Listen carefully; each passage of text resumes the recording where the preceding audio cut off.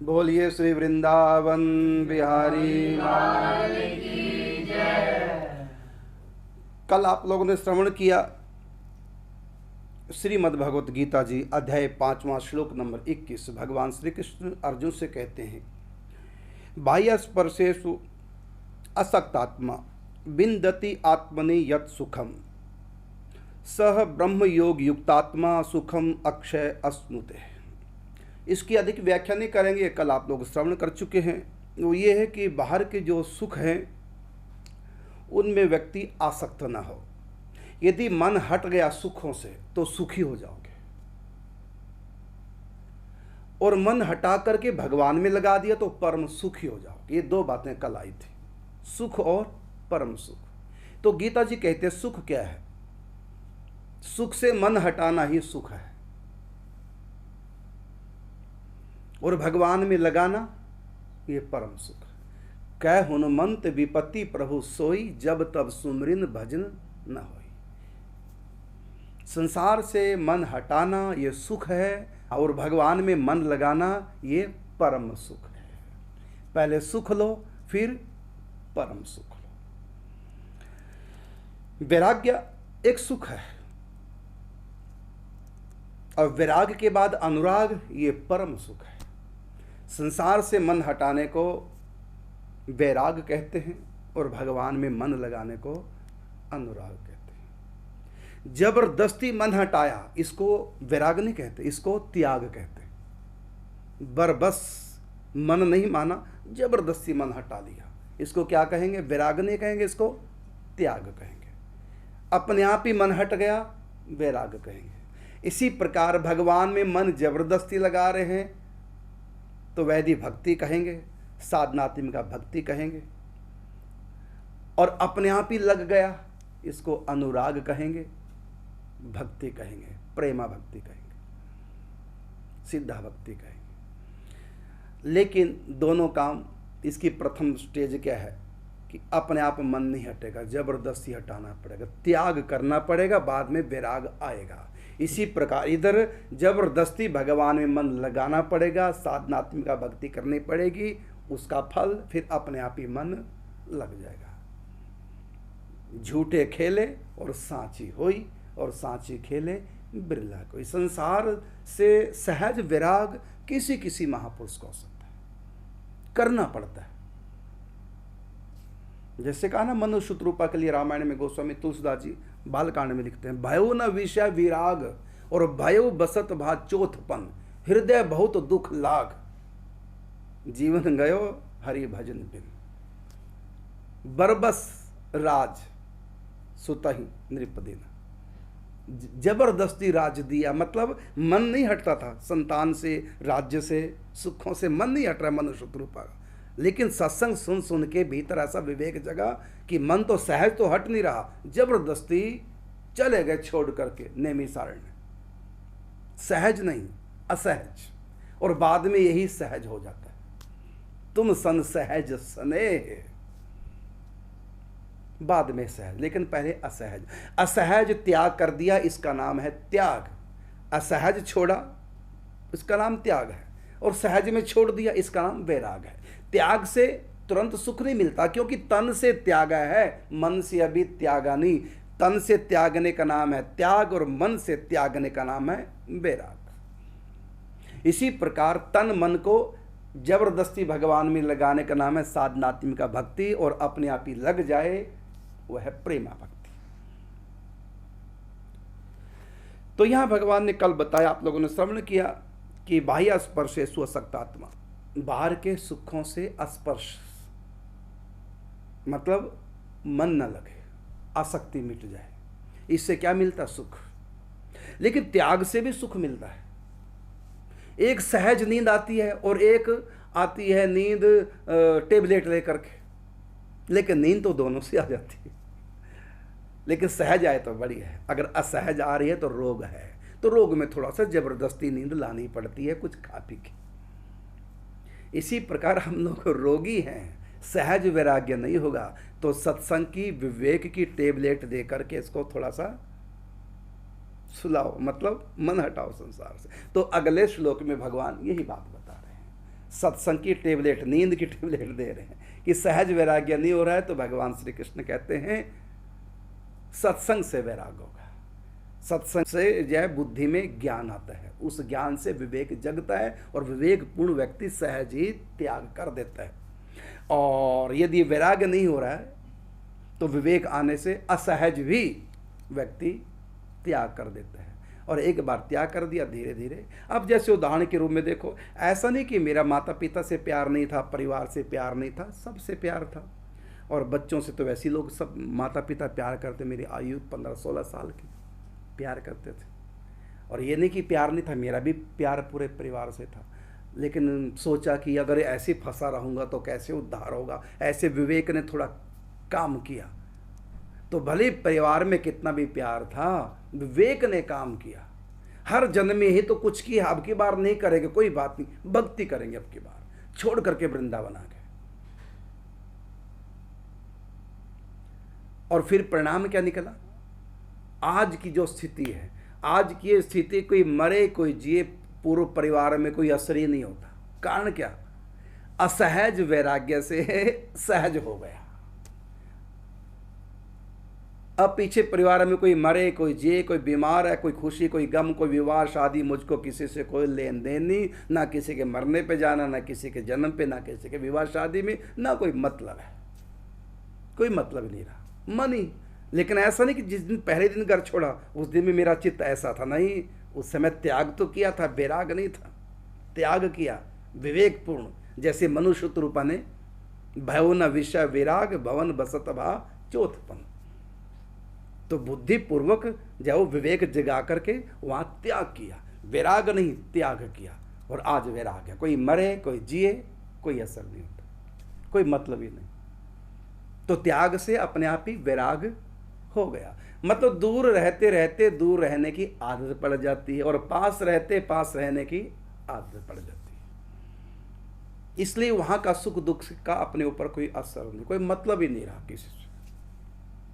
अब तो खैर माता पिता नहीं, लेकिन माता पिता भले नहीं, और तो परिवार भाई परिवार है ही सब, लेकिन कोई से कोई अर्थ नहीं, कोई मतलब नहीं। सहज विराग हो जाता है, लेकिन पहले असहज करना पड़ता है। अभी असहज कैसे? मतलब संसार अच्छा लग रहा है, अब ये कड़वा कैसे लगे? अच्छा बताओ, खीर में मीठा डाल दिया, मीठी हो गई, उसमें थोड़ा सा जहर डाल दिया, इतना जहर कम डाला कि व्यक्ति मर तो जाए लेकिन कड़वा ना लगे। अब खीर को खाएगा तो मीठी लगेगी ना, सुख आएगा नहीं खीर में। यदि उसको बता दिया जाए इसमें जहर भी मिला है, फिर वो जो सुख था वो त्याग देगा, ये सुख मुझको नहीं चाहिए। तो ऐसी यही बात भगवान ने सत्संग सुनाकर कहा कि कैसे मन हटाएं, कैसे वैराग्य करें। सहज वैराग्य संसार से नहीं है, इसलिए भगवान सत्संग सुना रहे हैं एक श्लोक में, बड़ी अच्छी बात, जिससे मन हटे। तो भगवान श्री कृष्ण अर्जुन के माध्यम से हम सब लोगों को बता रहे हैं। अगला श्लोक, अध्याय 5 श्लोक नंबर 22। यही संस्पर्जा भोगा दुख योने एवते आद्यंतवंत कौनते या नैते शुरमते बुधा।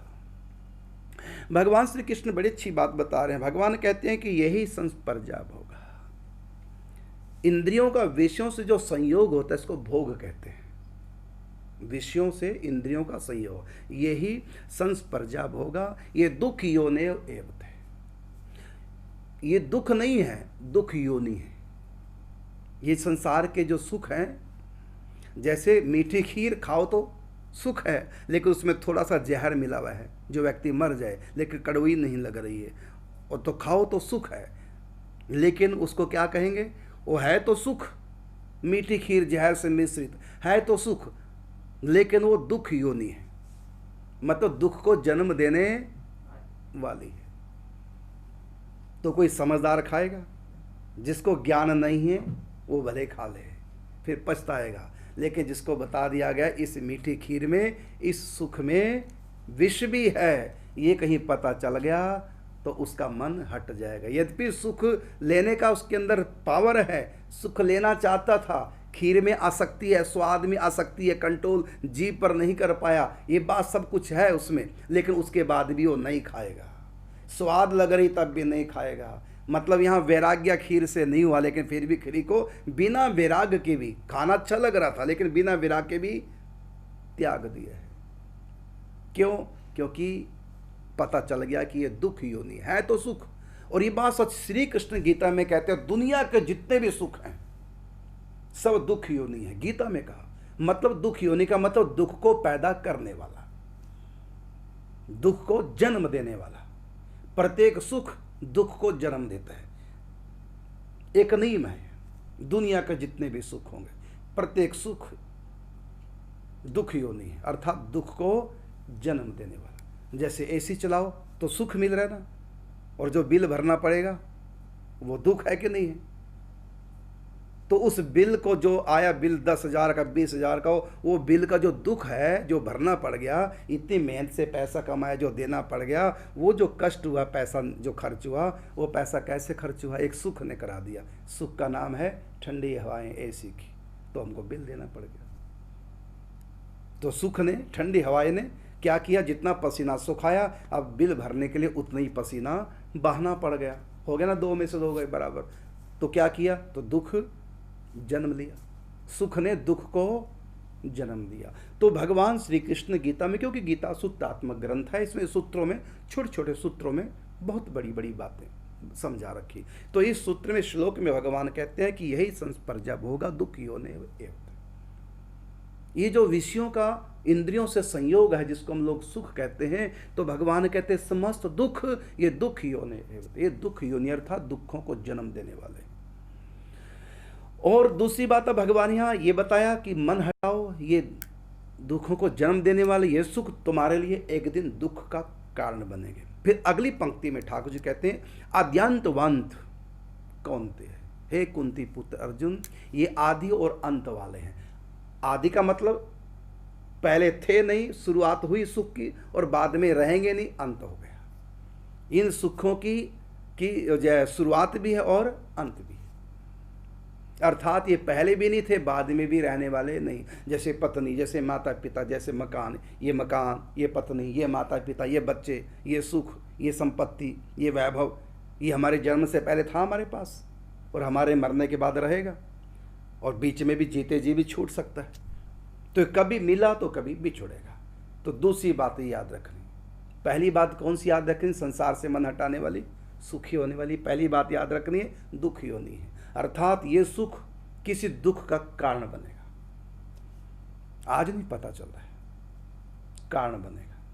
और दूसरा आद्यंतवंत, आदि और अंत वाले, अर्थात समाप्त होंगे और सत्य, प्रारंभ हुए और समाप्त हो गए, आने जाने वाले, मतलब टिकने वाले नहीं।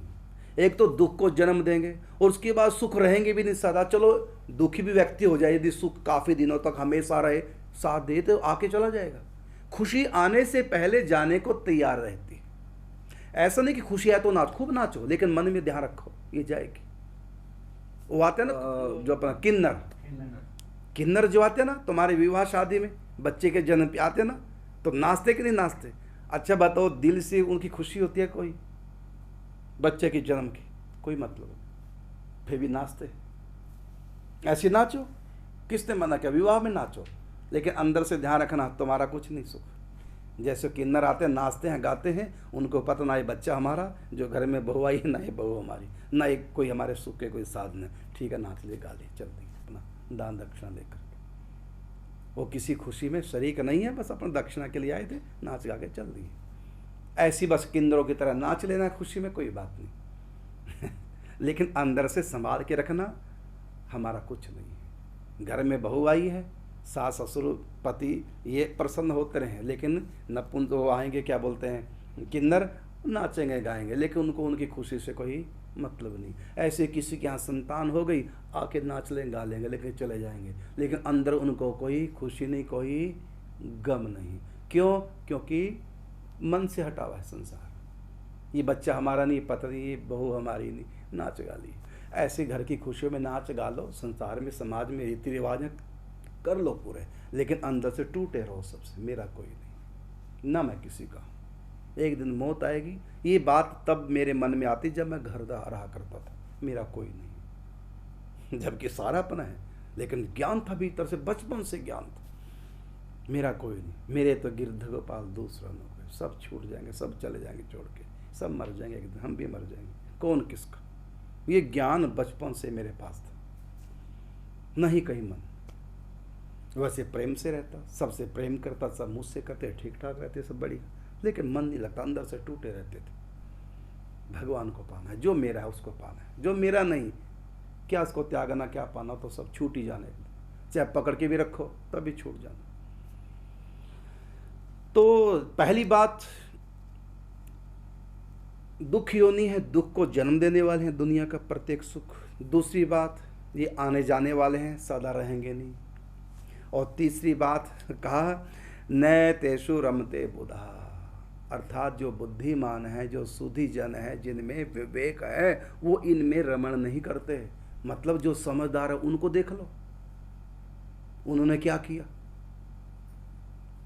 गौतम बुद्ध के यहाँ क्या कमी थी, राजकुमार थे सिद्धार्थ, पत्नी थी यशोधरा, पुत्र था, सब बढ़िया था, क्यों छोड़ के चले गए। पूज्य श्री राधे बाबा 22 साल की ग्रेस थी, अभी नई नई शादी हुई कुछ समय पहले, छोड़ के संत बन गए। चैतन्य महाप्रभु सब छोड़ के संत बन गए। आदि गुरु शंकराचार्य जी युवावस्था में घर छोड़ के सन्यासी हो गए। बड़े बड़े राजा विरक्त हो गए राजधानियां छोड़ करके।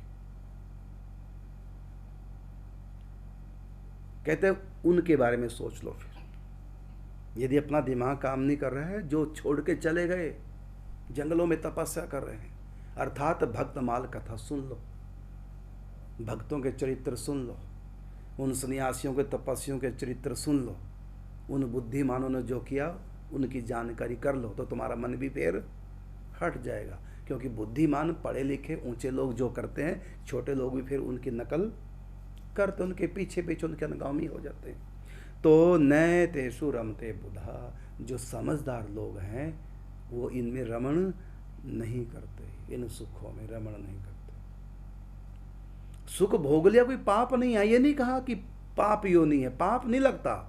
शादी कराने से कोई पाप नहीं है, संतान हो तो कोई पाप नहीं, खूब कमाओ, खूब खाओ पियो, बढ़िया पहनो, बढ़िया खाओ पे, कोई पाप नहीं है ये। कोई भी सुख भोग लो। अब हम नहीं सुख भोगते, आप लोगों ने दोपहर का भोजन किया कि नहीं किया, उसमें नमक मिर्च का स्वाद आया कि नहीं आया। अगर बिना नमक की परस दें तुम खा पाओगे, फिर कहोगे थोड़ा सा नमक, तो सुख तो तुम लोग भी ले रहे हो।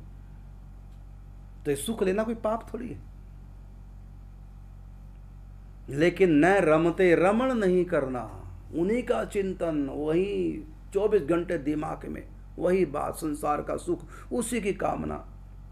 सुख एक भूत बन गया जिसका आवेश हमारे भीतर 24 घंटे रहने लगा है, ये गड़बड़ है। और सुख उतनी सीमा में लो जो जीने के लिए जरूरी है। जैसे नमक जीने के लिए जरूरी है, मीठा भी कार्बोहाइड्रेट लेना चाहिए, जीवन के लिए बहुत जरूरी है। चिकनाई भी खाओ, थोड़ा शरीर में दम रहे तो खाओ, फिर इन सुखों को लो। जो सुख भगवान की भक्ति में बाधा नहीं पहुंचाते, उन सुखों को लेने में कोई वो नहीं। और फिर मन अगर अधिक चंचल है तो विवाह करा लो, लेकिन विवाह इसलिए नहीं कराना कि खुली छूट मिलेगी संसार के भोगों की, इसलिए कराना कि मन जो भटका है वो एक जगह सिमट जाए, और एक जगह सिमटेगा। धर्म पूर्वक जब भोगों को भोगेंगे, एक नियम है, धर्म पूर्वक जब कोई भोग भोगता है कोई भी संसार का, तो उसको एक दिन वैराग्य आ जाता है, मन वहां से हट जाता है। लेकिन यदि धर्म पूर्वक भोगता है, ऐसी धर्म पूर्वक कमाओ और धर्म पूर्वक सुख भोगो पैसे से, एक दिन अपने आप ही संसार से मन हट जाएगा। यदि कमाई धर्मपूर्वक कमाई है और धर्मपूर्वक सुख में लगाई है, ये नहीं कि शराब पीने लग जाओ, है तो ये सुख, लेकिन ये अधर्म पूर्वक लिया गया है। तो आखिर सुख है तभी तो लोग ले रहे हैं, लेकिन ये सुख पाप है। दो तरह के सुख हैं, एक तो सुख वो जो पाप योनि है, पाप है, और एक सुख वो जो पाप तो नहीं है लेकिन आने वाले समय में दुख का कारण बन सकते हैं। लेकिन हम जो सुख लेते हैं, कौन सा सुख, जैसे नमक मिर्च मीठा हम खाते हैं, सुख लेते हैं, गर्मी लगे तो हवा भी, पंखा चला लिया, एसी चला लिया, तो ये जो सुख है ये भक्ति में बाधा नहीं पहुंचाते। लेकिन सीमा से ज़्यादा ये भी लेंगे ना, ये भी भक्ति में बाधा, क्योंकि 24 घंटे एसी में बैठे रहेंगे तो रोग, आलस, बैबादी, बीमारियां, घुटनों में दर्द, तो भक्ति में विघ्न पड़ेगा। आलस आएगा, नींद आएगी, भक्ति में विघ्न पड़ेगा। जब बहुत जरूरी हो, जब व्याकुलता ज़्यादा है, पसीना पसीना आ रहे हैं, जैसे देखो दिन भर एसी बंद रहता है, केवल सत्संग के समय चलाते हैं, क्यों बार बार पसीना ना पोंछना पड़े, क्योंकि कार्यक्रम सब सुन रहे हैं, तो ये थोड़ा सा कर लिया जितना आवश्यक है। जो भक्ति में सहयोग करे वो सुख, उसमें कोई दोष नहीं। लेकिन जो भक्ति में सहयोग न करके हमारे मन में रजोगुण बढ़ाए और 24 घंटे वही भूत सवार रहता है सुख का, उसी का चिंतन चले संसार के सुख का, तो ये फिर अपराध भी हो जाएगा।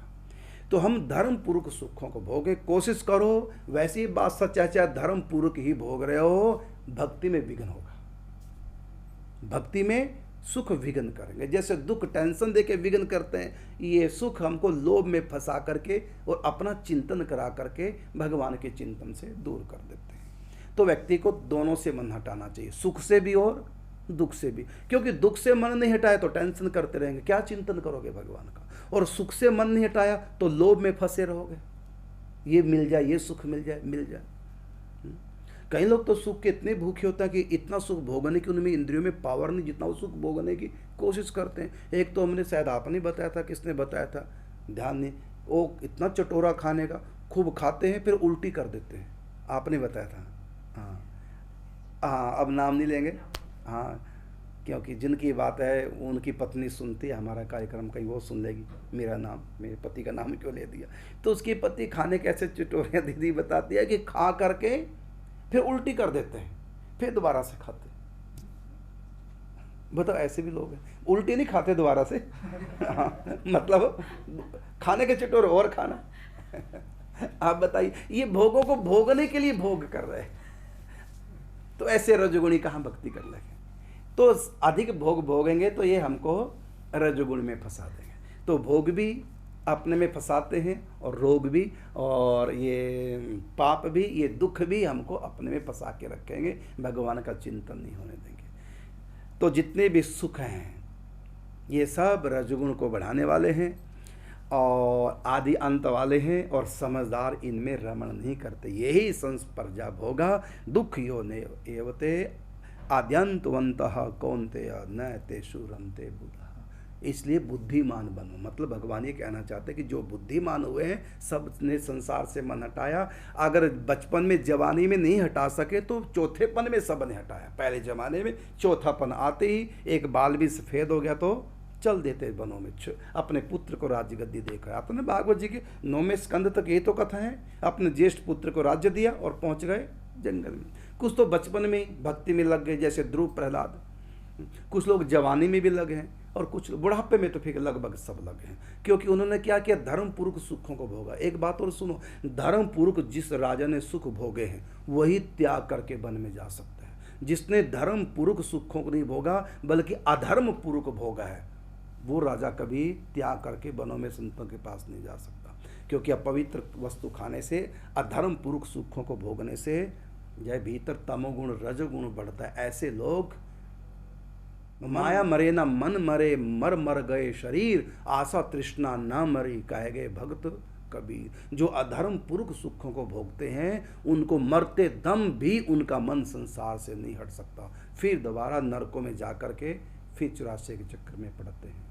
इसलिए पहली बात तो सुख भोगो मत, बचपन से भक्ति में लग जाओ। यदि भोगने हैं तो धर्म पूर्वक भोग लो, लेकिन चौथापन आती, वैसे तो गारंटी नहीं चौथापन आएगा कि नहीं आएगा, लेकिन फिर भी चौथापन आती, त्याग करना, मरने से पहले त्याग करना है।